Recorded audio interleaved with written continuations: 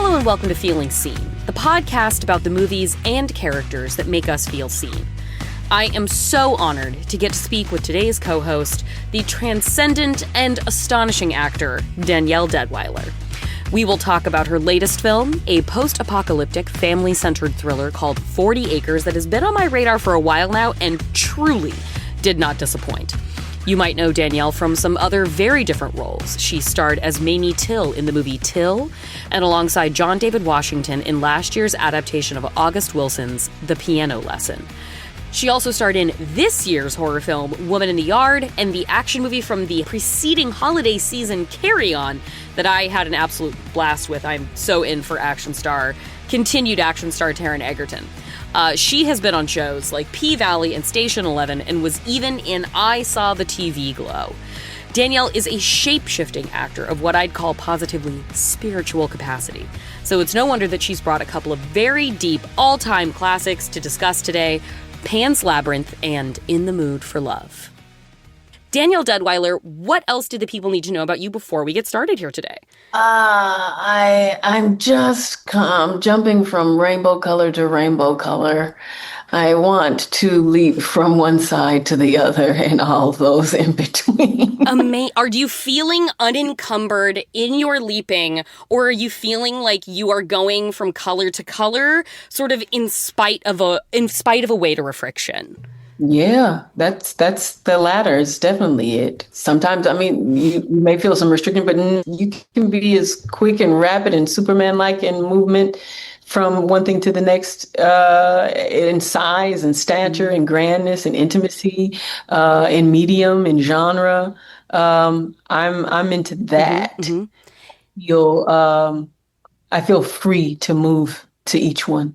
Is that a position you have always been able to sort of stand in, or is that something you have earned and sort of worked toward intentionally to feel that sense of fluidity? I surely feel I've earned that understanding and that modality.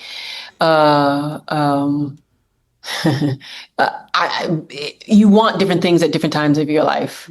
And I've had to come to certain instruction for myself in this very much so spiritual capacity to do something new. It's encouraged me at various points in my life to take ownership, to take a more autonomous approach to the art, to do so in a different medium in order to expand, to do so with a different heart space in order to find greater depth. So all of that is going into my present state and all of the manners in which I am making. Well, the movie that you are out on the road for now is 40 Acres, that I loved. I had a fantastic time with this movie. I really liked it. That's nice. People always, Danielle, you stress me out. I can't. So much trauma, so much challenge, so much intensity. But I walked out enjoying it. It is the weight is there, but I was entertained from beginning to end. This is absolutely my wheelhouse. I was so excited for it from the trailer, and I feel like the movie lived so much up to the promise of the trailer and even so much more sort of emotionally substantial, and just what a group of actors to get together to put across kind of like a sort of exploitation post-apocalyptic imagination journey that feels harrowingly too possible in our present circumstances as well. And that is the problem. Indeed. Yeah. No, this is the brilliant cast that imbued so much love and excitement and fever and energy into making this. And it wasn't an easy endeavor. Rural north Toronto, like 3 hours north of Toronto in Sudbury is a whole nother thing. The Aurora Borealis came out. Really? That's how high we were. Wow. Okay. And I didn't see it because I had to go to bed because I had to work the next day. But crew members saw it and I was like, oh, we're that high. Yeah. I don't have to go up to the other, the other country space. Yeah.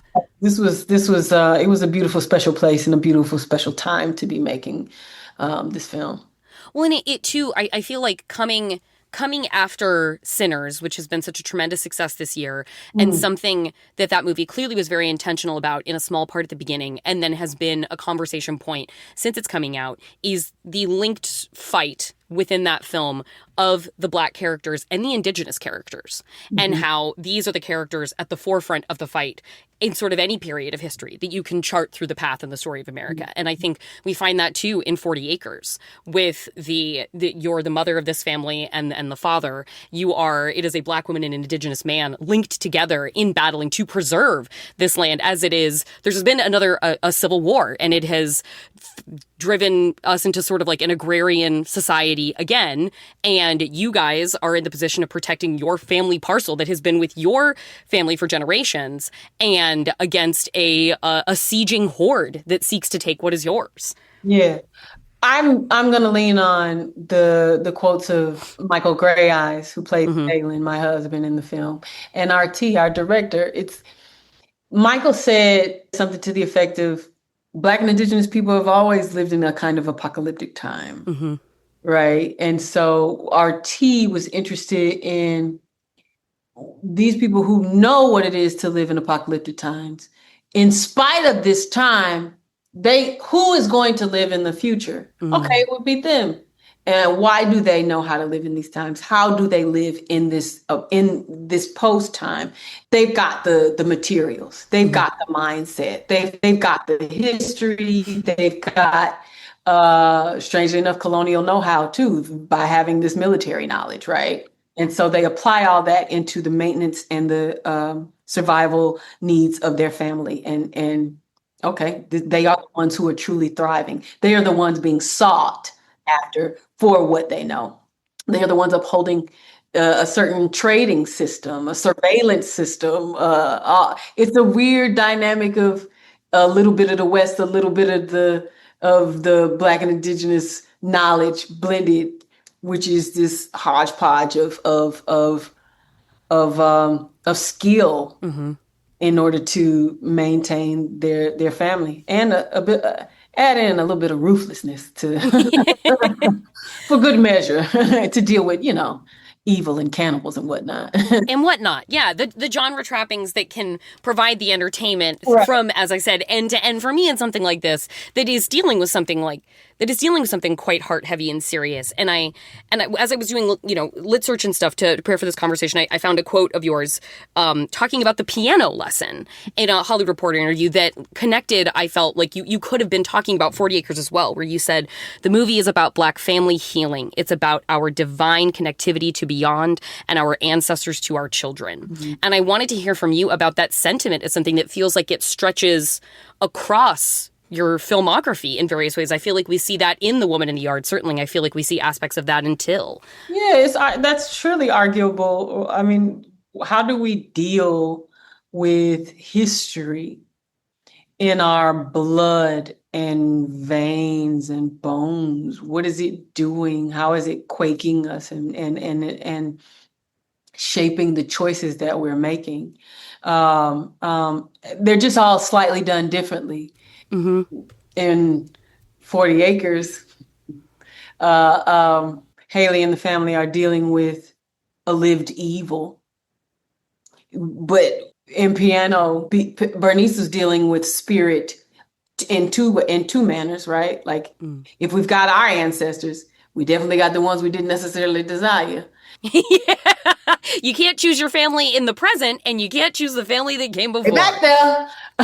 And then you've got Haley and the family dealing with this evil, but that evil does get to people that you do love. If you block out one, you block out the other.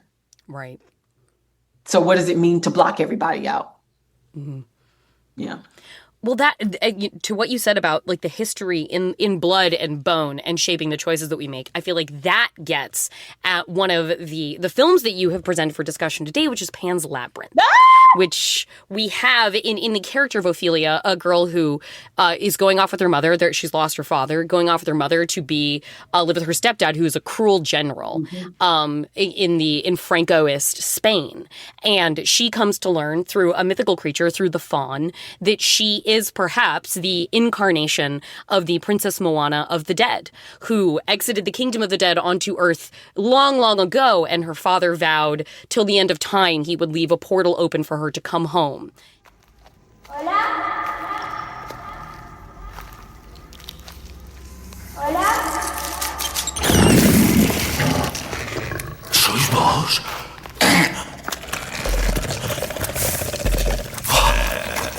¿Sois vos? Habéis regresado. No os asustéis, os lo ruego. Mirad, mirad.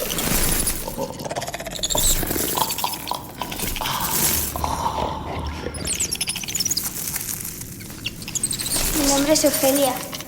¿Quién eres tú? ¿Yo? Yo he tenido tantos nombres. Nombres viejos que solo pueden pronunciar el viento y los árboles. Yo soy el monte y el bosque y la tierra.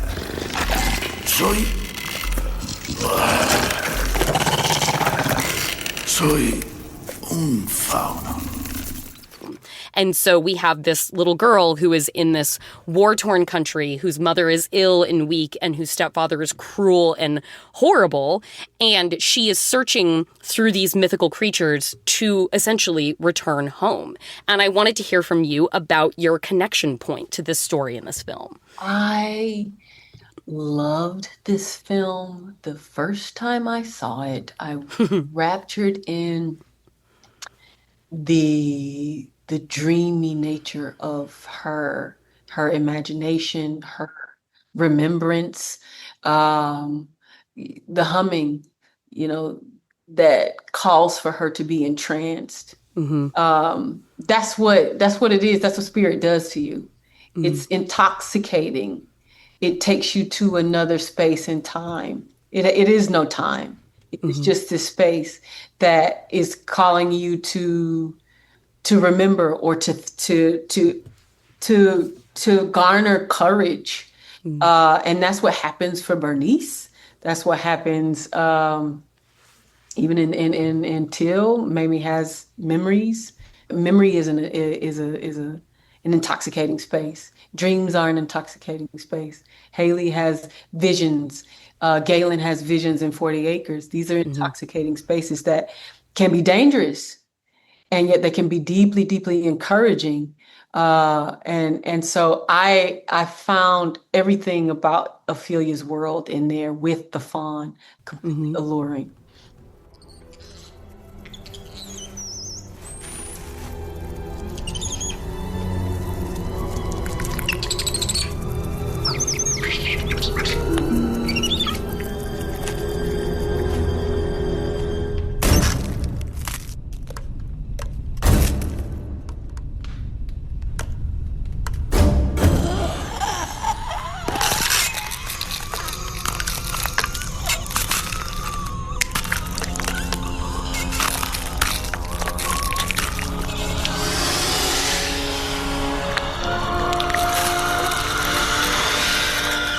The realness, the groundedness of the surreal, even at the dinner table, this is an attractive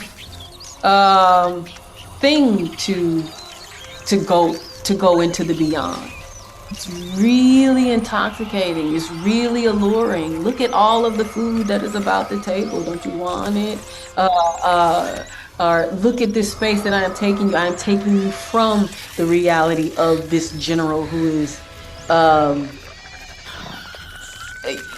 not kind to your mother at all. It is blockading you out from her, casting you to the shadows, to the margins, and to have to become that much more subversive and slick and clandestine in the way that you move about the world.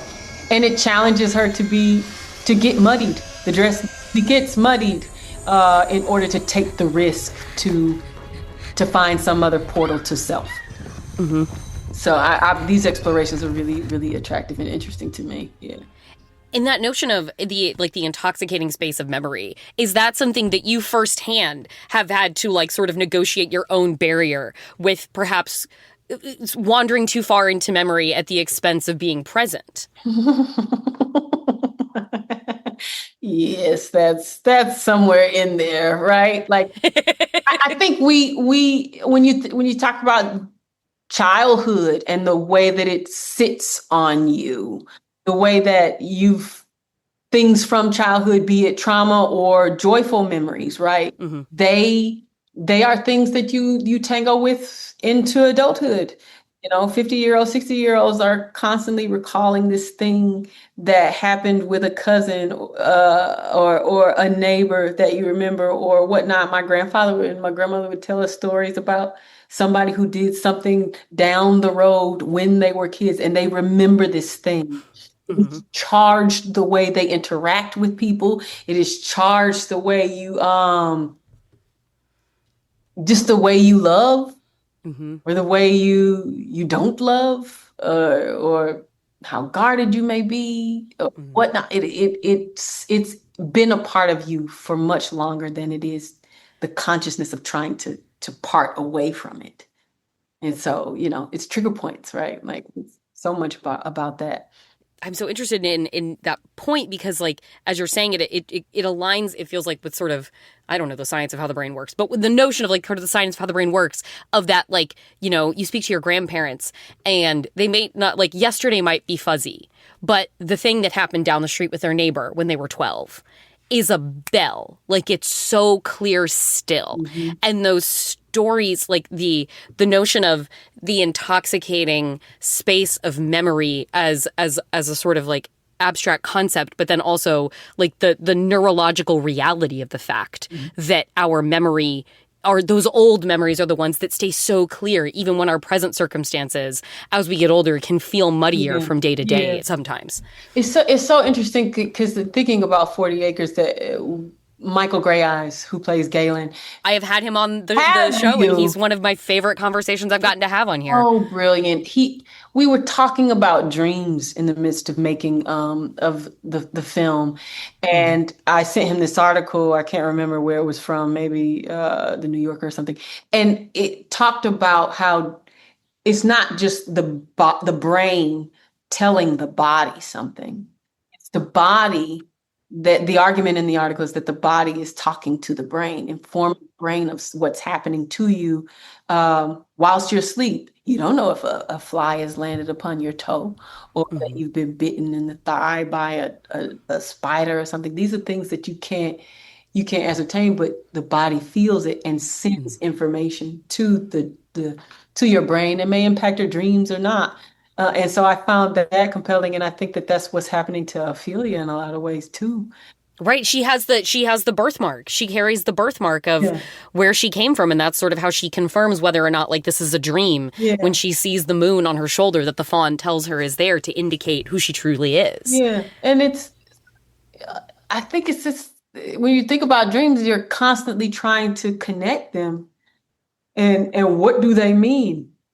You are incessantly moving about this labyrinth, not knowing where to go, and going back.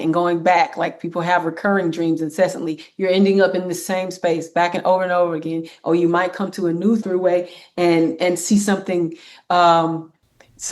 new, a greater path, a richer color or something, but you're still not out of the woods. You're never out of the woods, but you're continuously moving.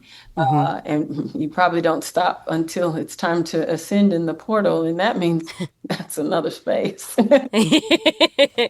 Well, that, like, as you were, talking about these notions of, like, dream and memory, I think it's an entirely fitting bridge into the second movie that you brought up to discuss, which is Wong Kar-wai's In the Mood for Love, which feels like a remembrance of a love story that almost was realized through a lens of dream and memory more so than the sort of harsh light of reality. Like this is a movie too beautiful to be rendered through the harsh light of reality. It is too sort of perfect in its beauty. And I wanted to hear from you about that kind of dream experience of this movie, and also the communicative minimalism of In the Mood for Love and how much Tony Leung and Maggie Cheung convey to one another, with you yourself being an actor who has been praised so roundly for what you communicate with the absence of dialogue on screen. Yeah, that stillness is the key. I wrote that down. That is one of my words I wrote down. That's all you got, man. That's the language unto itself. It's so funny. I watch In the Mood for Love quite often while I'm on a plane. That feels nice. I don't know. It's like a little cinematic lover for me. And it's a portal too, quite frankly, to be on a plane and to be, it's a weird place of you being elevated to this other space. In this time, it's the most starkest thing. You got a little screen. Yeah. There's nothing else but this. You're concentrated here, which is the most alluring thing about the film often, is just watching them gaze upon each other, locked in here.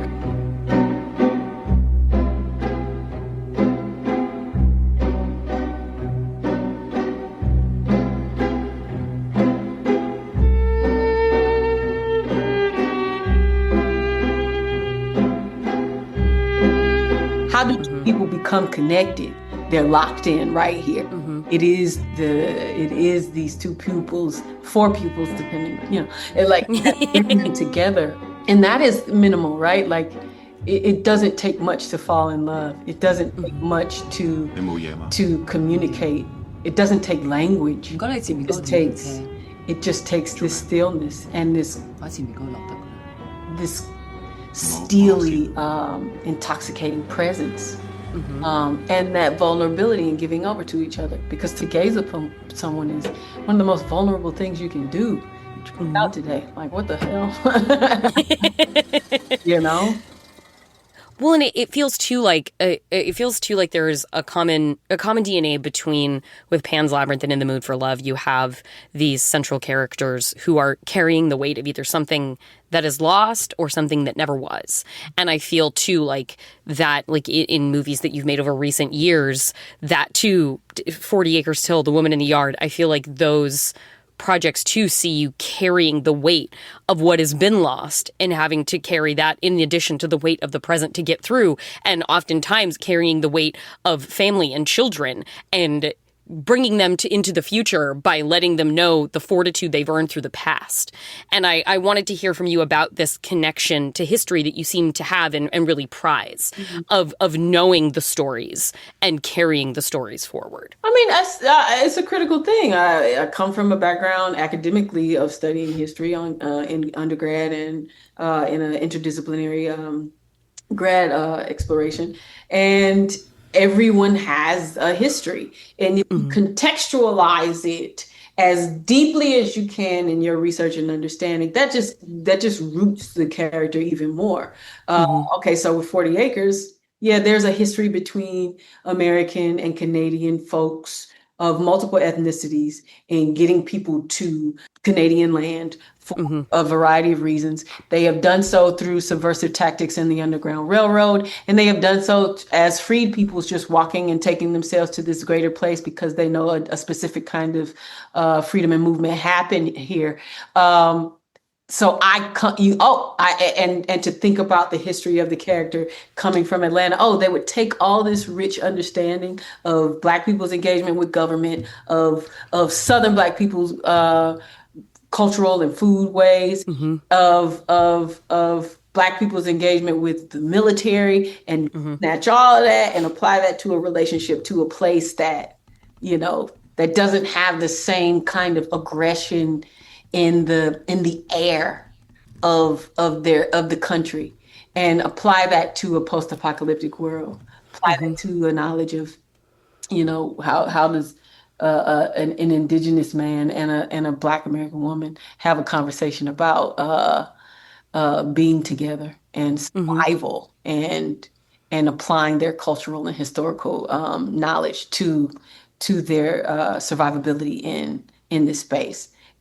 History informs. History does nothing but completely root you even more in fact and the authenticity of who you're trying to craft. To that notion of history, I read another quote from where you talked about like you said you're trying to ride the decades in a time where people don't want you to be aware of history. Yeah. And it is like we are in an anti-historical time. Like we are like information literally being erased from accessible online government records about who are the history. Information is literally being erased as you see it happening. Other like that didn't happen.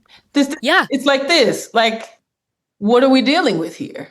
And so with somebody who takes so seriously the record and the history and the archive of fact in that way, and who we are as humans and each of us having a history, I was wondering what you saw as like the role of the work that you do, what it sort of becomes in an anti-historical climate. Like suddenly you become like this, this warrior carrying the cause of preservation on, as if, the responsibility of representation sort of wasn't enough. You take on this role, all of your peers in the industry doing that, if they're going to tell stories like this, of being like, well, unless he deletes all the movies, like we have this still. Like I don't.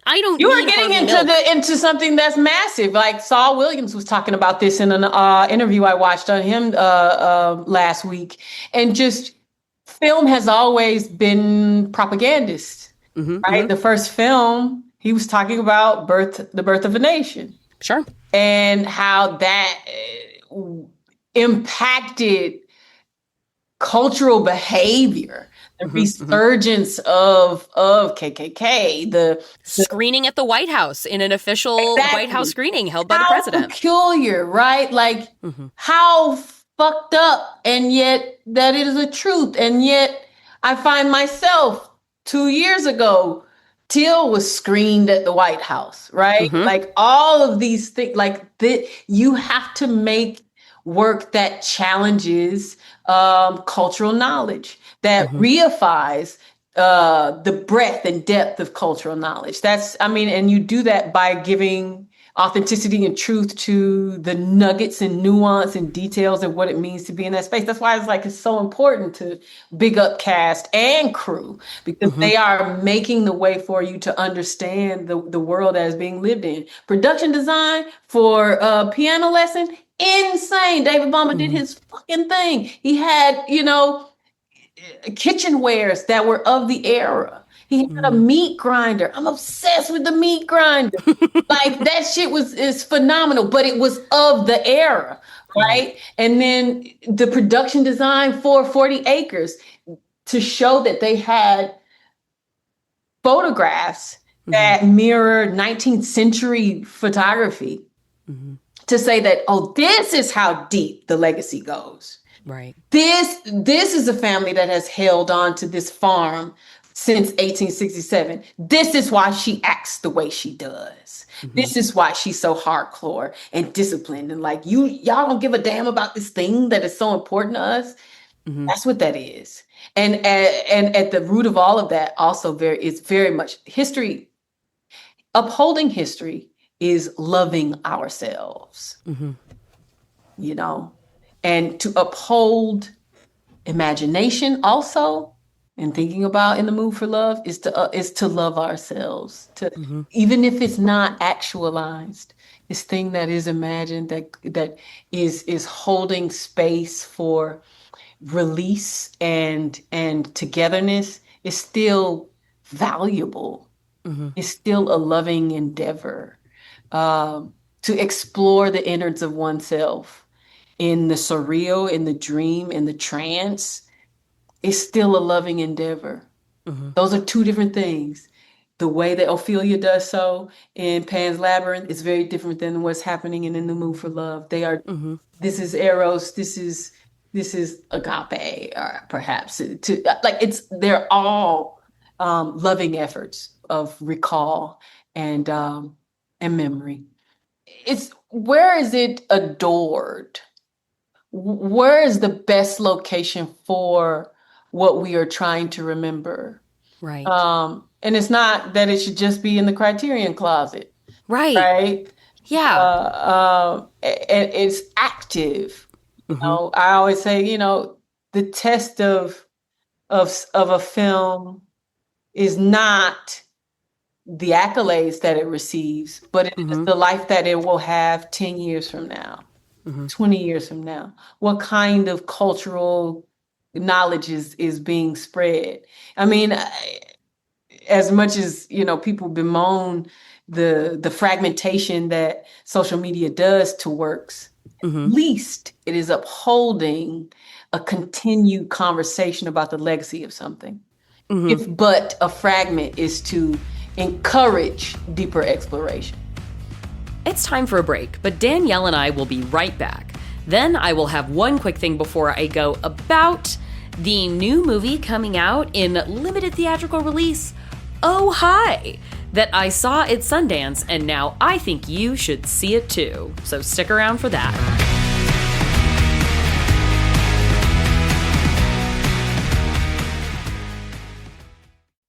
Hey, I'm Alan McLeod, the host of Walking About, and I'm here with Adam. Hello. As a member of the month, you're the member of the month, you'll be getting a $25 gift card to the Maximum Fun store. Holy moly. Oh, yeah. I can't wait. Thank you so much for supporting this show and the network. Happy to do it. What made you decide to become a member? I just said, these people give me so much entertainment and joy and fun in my life. I gotta support them somehow. The outpouring of love and support that these folks, they made me Maximum Fun Member of the Month, for crying out loud.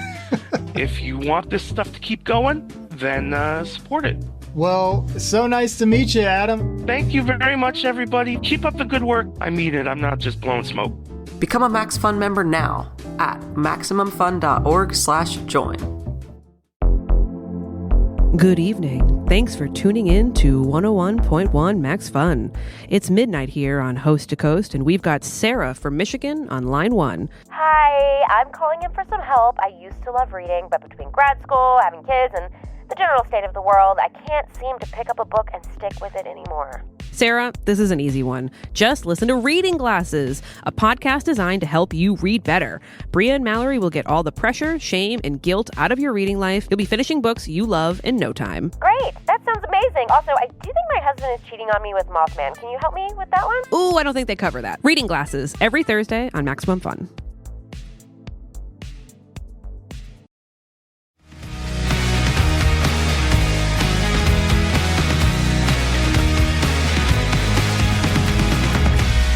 Something I was thinking about within the Mood for Love and Pan's Labyrinth both, I feel like these are the examples of films like we spoke about with the stillness that is so much in the Mood for Love, and then like the history in one's bones, and even including and especially perhaps the pain of that history, something that we see in Pan's Labyrinth, a movie that is not afraid to have an ending that feels sad, like feels tragic in certain ways, even as there is fulfillment in others. And it feels like we can look to international cinema to perhaps more reliably break our hearts. We can look to directors from abroad to be able to make movies, it seems like, more often, like as a fraction of whole volume of output, to make movies that can sit in stillness, like Norwegian slow cinema, something like that. And I wanted to hear from, since you picked two international titles, I wanted to know if there was something that you found in cinema from abroad, outside of our Western tradition or American tradition, that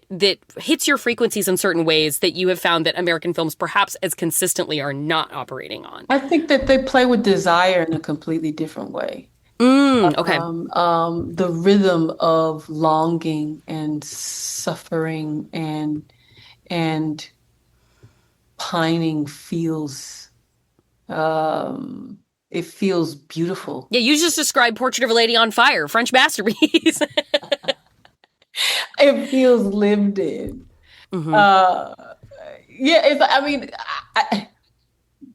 It's up to you what happens to Ophelia in ascending the throne with her family. But if it is sorrowful, it doesn't it doesn't completely yank my heart out. Quizás, they're not going to end up together. But at least Nat King Cole is singing to me in this manner that assuages the pain. And that it is a very mature thing to understand that pain is a part of this experience of humanity. Y así pasan los días y yo desesperado y tú contestando quizás.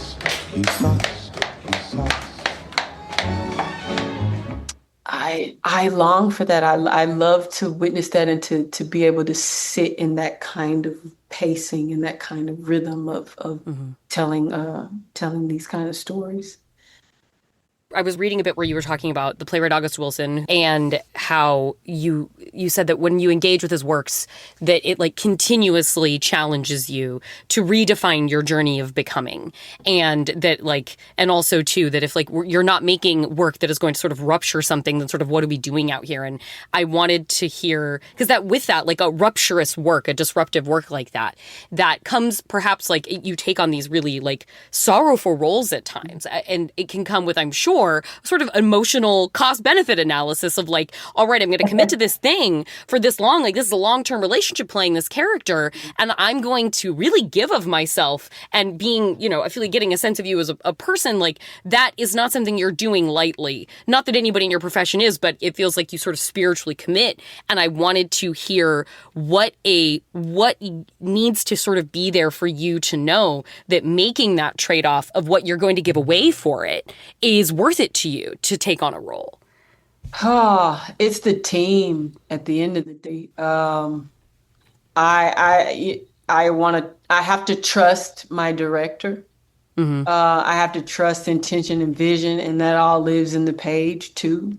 There's a curating of what does it mean to be this figure in this body across genre, across medium.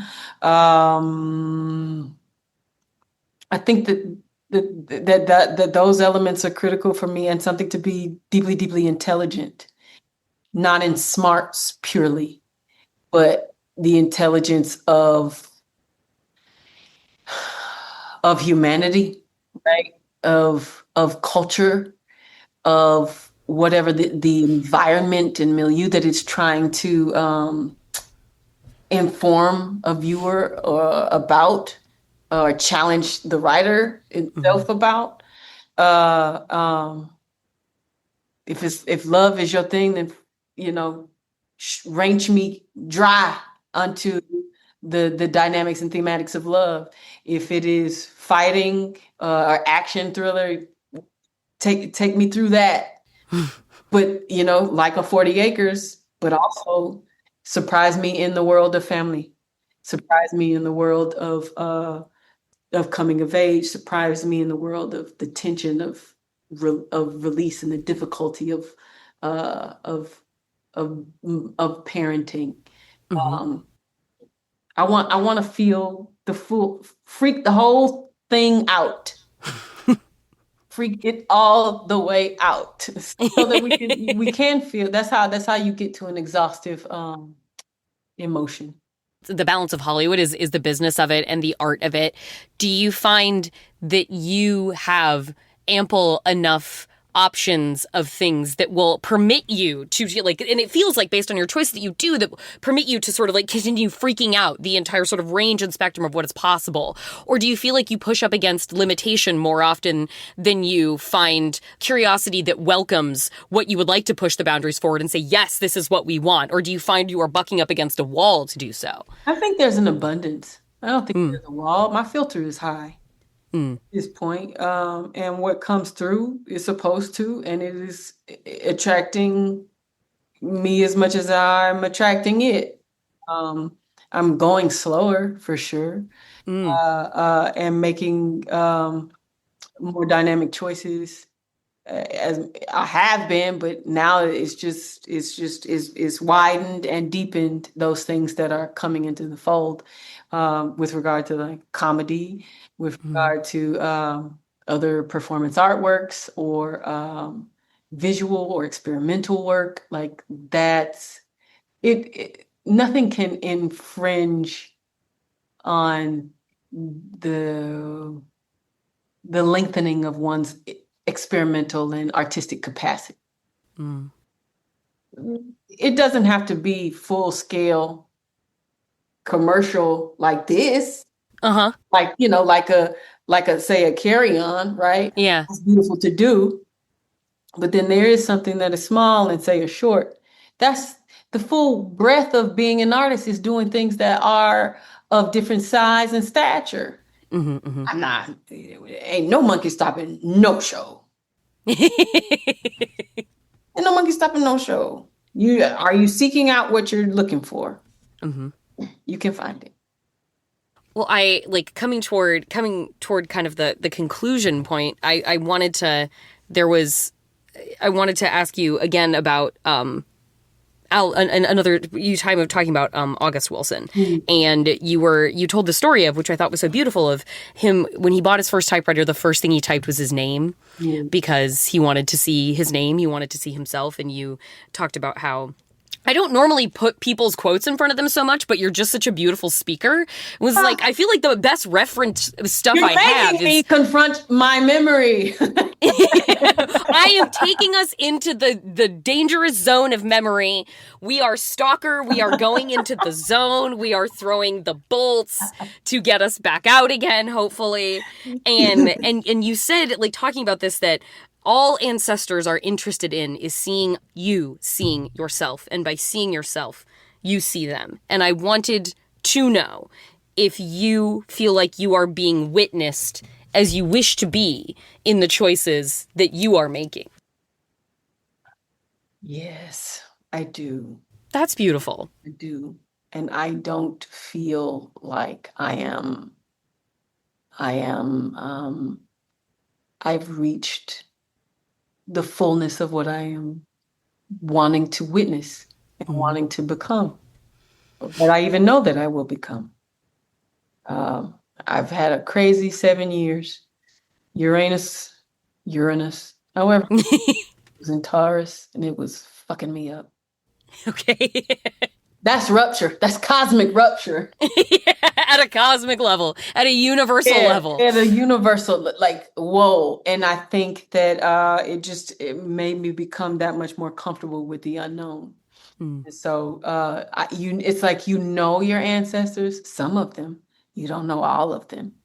So they can surprise you in revealing to you who you are and who they are, and the potential that is had on either side. Well, I guess my last question then would just be a sort of gentle exit in. If you find yourself watching In the Mood for Love a lot on planes, do you have just a favorite sequence from that movie where it's like, that one gets me every time? I hold my breath, I shed a tear, I clutch my pearls. What's a tableau from The Mood for Love that just never fails for you? Oh, which one? It's the subtle, which one? When they're in the rain. Mm-hmm. And she's, it's a cleansing moment. It's where they did this, all these truths and stuff come out, and wanting to be in each other's presence, and clearly just letting it all out. And rainwater does that. Right? There's a washing away of this truth at this time. And that does me. Well, Danielle Deadwyler, thank you so much for coming on the show and indulging my questions and being so expansive in chatting and in performance. It has been an absolute treat to talk to you. And again, 40 Acres, guys, it's a lot of fun. Thank you so much, Jordan. This has been delightful.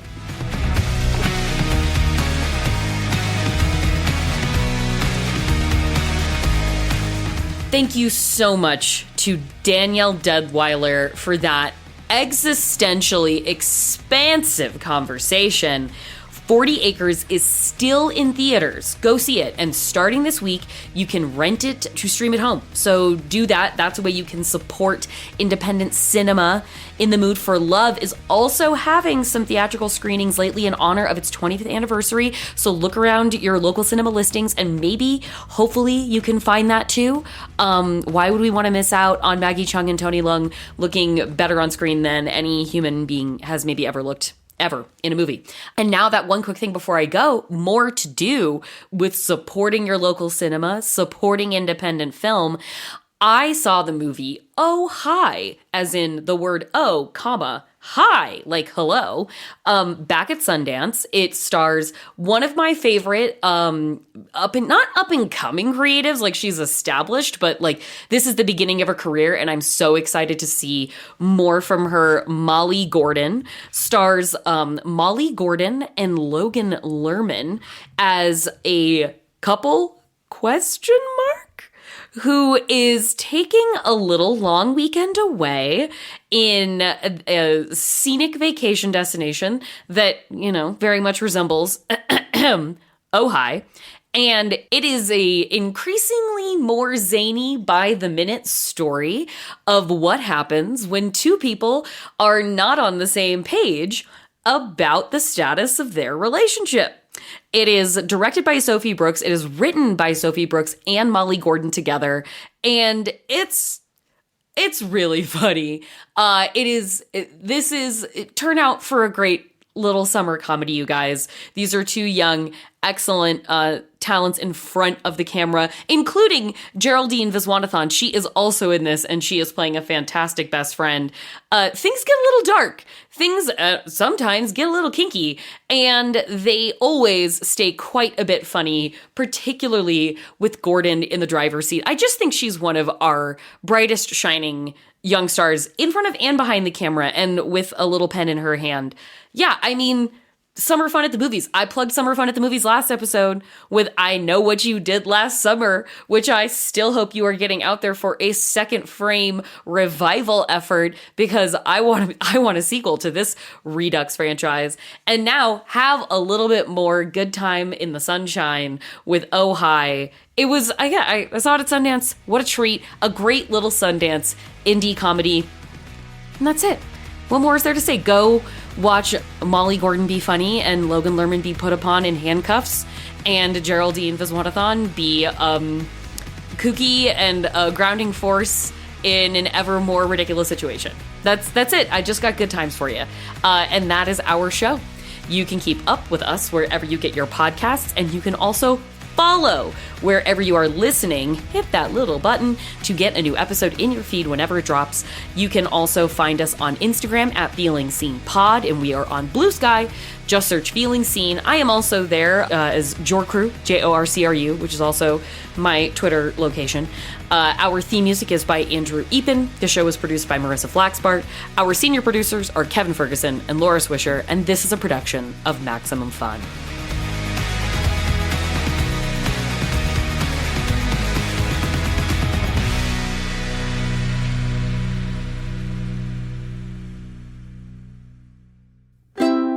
Maximum Fun, a worker-owned network of artist-owned shows, supported directly by you.